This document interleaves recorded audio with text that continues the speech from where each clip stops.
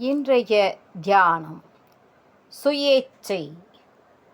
செம்பொருளே, உனக்கும் எனக்கும் உள்ள தொடர்பை பிரிக்க வல்லவர் யார்?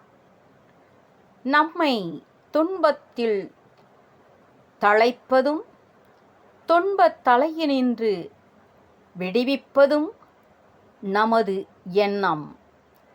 சங்கிலியில் கட்டுண்டு கிடந்து சித்திரவதை செய்யப்படும் அடிமை ஒருவன் தனது சுயேச்சையின் வலிவால் உடலின் வேதனையை கடந்தவன் ஆகிவிடலாம். அத்தகையவனை யாரும் கட்டுப்படுத்த முடியாது.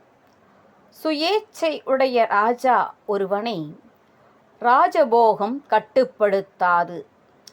பந்தத்திலோ போகத்திலோ கட்டுப்படாதவனே உண்மையான மனிதன். நாமார்க்கும் குடியல்லோம், நமனை அஞ்சோம், நரகத்தில் இடர்படோம், நடலையில்லோம், ஏமாப்போம், பிணி அறியோம், பணிவோம் அல்லோம், இன்பமே என்னாலும் துன்பம் இல்லை.